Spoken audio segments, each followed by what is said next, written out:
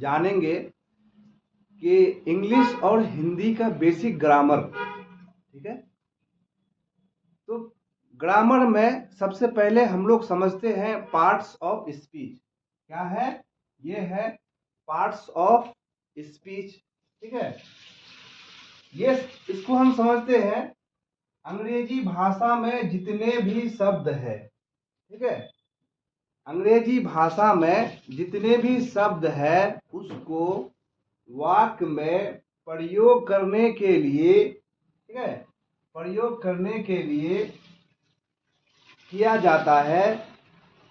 ठीक है, उसको क्या कहेंगे? उसको पार्ट्स ऑफ स्पीच कहेंगे। चाहे अंग्रेजी हो या हिंदी हो, जितने भी शब्द है, जितने भी वर्ड है, हम उसको क्या करते हैं? एक सेंटेंस में बदलने के लिए हम क्या करते हैं? पार्ट्स ऑफ स्पीच का प्रयोग करते हैं। पार्ट्स ऑफ स्पीच जो है, पार्ट्स ऑफ स्पीच को, ये है पार्ट्स ऑफ स्पीच को 8 भागों में बांटा गया है। कितने भागों में बांटा गया है? पार्ट्स ऑफ स्पीच को कितने भागों में बांटा गया है? 8 भागों में बांटा गया है। ठीक है, जो कि इस प्रकार से है। पहला है नाउन। पहला क्या है? पहला है नाउन। उसको हिंदी में हम लोग बोलेंगे क्या? संज्ञा। हिंदी में क्या बोलेंगे? संज्ञा बोलेंगे। अच्छा, नाउन किसको कहते हैं? तो नाउन को हम लोग समझते हैं। नाउन किसी स्थान, ठीक है, ये है नाउन किसी स्थान, व्यक्ति, ठीक है,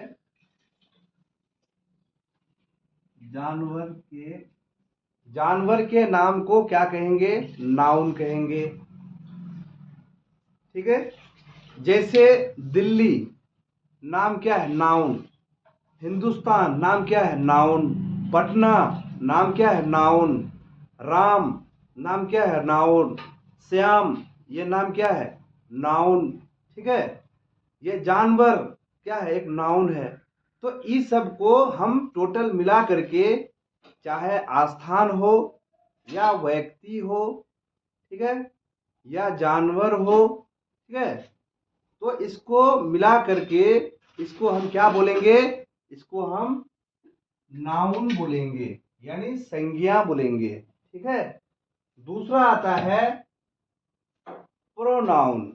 दूसरा क्या होता है? प्रोनाउन।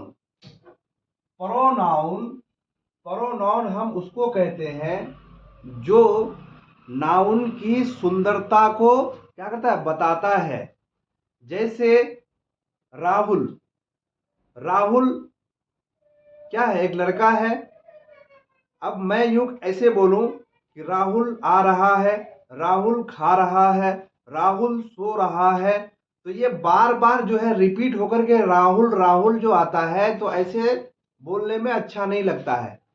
तो इसी को, सुंदरता को बढ़ाने के लिए हम किसका प्रयोग करते हैं? ही का प्रयोग करते हैं। अगर लड़का रहे, अगर लड़का रहे तो ही का मतलब वह का, और लड़की रहे, लड़की रहे तो सी का मतलब वह का। तो हिंदी में इसको हम क्या प्रयोग करेंगे? हिंदी में वह या यह, इसका प्रयोग करेंगे। इंग्लिश में क्या, किसका प्रयोग करेंगे? इंग्लिश में ही सी इट का प्रयोग करेंगे। तो इसको हम क्या कहेंगे? प्रोनाउन कहेंगे। क्लियर? नेक्स्ट अब बात करते हैं किसका? एडजेक्टिव का। एडजेक्टिव को हिंदी में हम क्या कहेंगे? विशेषण कहेंगे। ये किसी विशेषता को बतलाता है। किसको बतलाता है? विशेषता को बतलाता है। जैसे जैसे मैं नाउन में बताया कि नाउन क्या है, किसी नाम को क्या बोलेंगे? नाउन कहेंगे। दूसरा है उसको बार बार बुलाने के लिए, उसके बारे में बोलने के लिए उसका नाम प्रयोग, बार बार उसका नाम लेने से अच्छा नहीं लगता, इस वजह से ही, सी और इट का प्रयोग किया जाता था। अब इसमें एडजेक्टिव में क्या होगा? ये उसकी अच्छाई को दर्शाएगा या उसकी बुराई को दर्शाएगा। जैसे जैसे एडजेक्टिव मतलब विशेषण में क्या होगा कि जैसे क्या है? Ram is a good boy. Ram is a good boy मतलब राम एक अच्छा लड़का है। ठीक है। उसी तरह से उसका जो अच्छाई में जो अच्छाई है, मतलब वो उसको क्या करता है? ये डिजर्व करता है। राम एक बहुत शरीफ लड़का है, राम ईमानदार लड़का है, श्याम झूठा लड़का है। ठीक है। क्योंकि लड़की का भी नाम ले सकता हूँ, लेकिन उसका नहीं लूंगा, मुनासिब नहीं है, नहीं तो लड़की सब गाली देने लगेगी। तो कहने का मतलब है ये उसकी अच्छाई को दर्शाता है, अच्छाई के बारे में बताता है। इसको हम क्या कहेंगे? एडजेक्टिव्स कहेंगे। क्लियर? आगे बढ़ते हैं। अब चौथा नंबर में आता है वर्ब। हम वर्ब क्या कहते हैं? जैसे वर्ब वो होता है, जैसे मैं हूं तो मैं सुबह से शाम तक क्या करता हूं? सुबह से शाम तक खाता हूं, पीता हूं, दौड़ता हूं। ठीक है। सोता हूं, उठता हूं, खेलता हूं। ये जितने भी, ठीक है, जितने भी वर्ड के लास्ट में अगर ना आए, खाना पीना उठना बैठना चलना फिरना, तो जिस मतलब वर्ड के लास्ट में क्या है? लास्ट में अगर ना का प्रयोग हो तो उसको हम क्या कहेंगे? वर्ब कहेंगे। उसको क्या कहेंगे? वर्ब कहेंगे। ठीक है। अब जैसे मैं खाना खाता हूं, मैं दौड़ता हूं, मैं क्या करता हूं? मैं उठता हूं। ठीक है।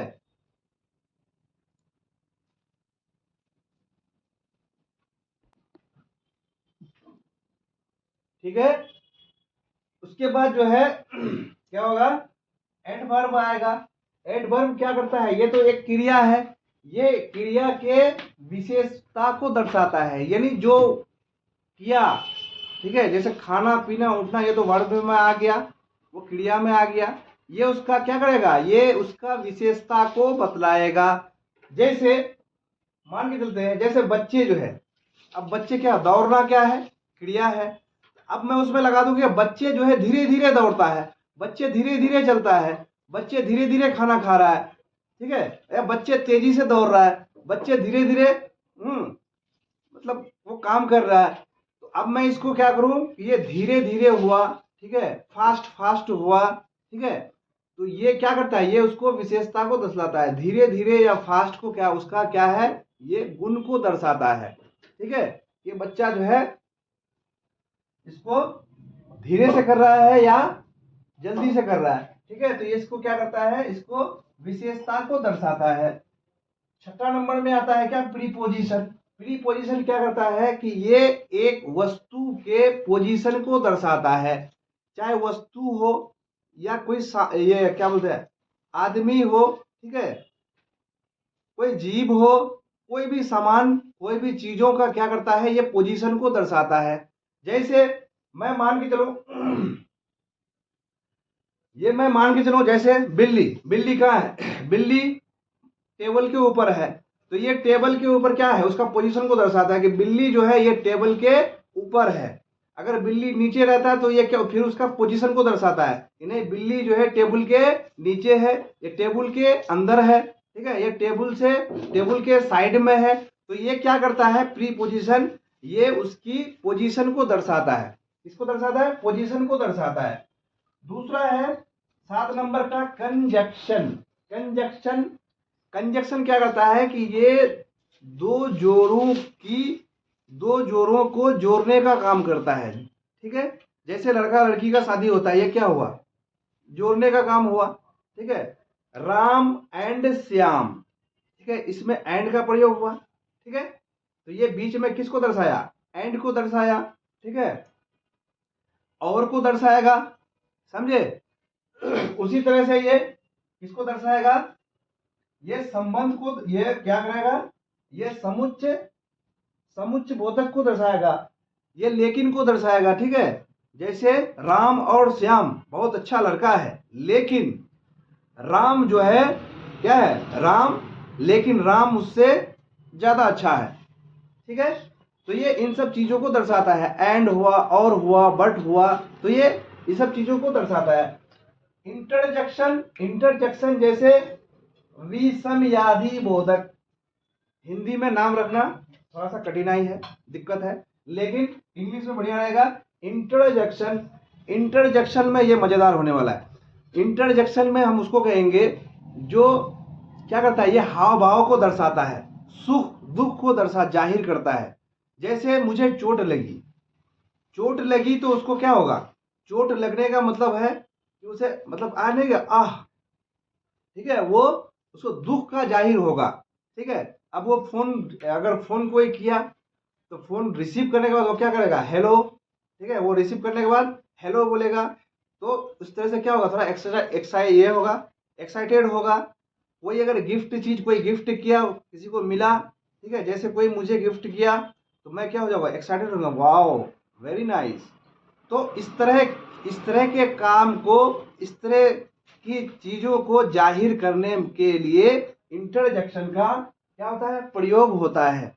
अगर बाबू सोना वाला अगर बीच में, ठीक है, उसको बीच में झगड़ा कर लिया या कोई ऊंचा नीचा बात हो गया तो क्या होता है? वो रोने लगता है, दुख जाहिर होता है। ठीक है, वो खास करके लड़का तो कम रोता है, लेकिन लड़की सब तुरंत रो देगी वो, और इधर रोएगी, फिर 2 मिनट बाद फिर वो हे करने लग जाएगी। ठीक है, तो ये इस तरह का माहौल होता है। तो वो क्या होता है? वो 1 मिनट के लिए अगर उनसे वो झगड़ा हो गया तो वो क्या होगा? दुख जाहिर करेगा, उससे बात नहीं करेगा, उससे फूल करके रहेगा। ठीक है, तो इस तरह के काम को क्या कहेंगे? इंटरजेक्शन कहेंगे। ठीक है,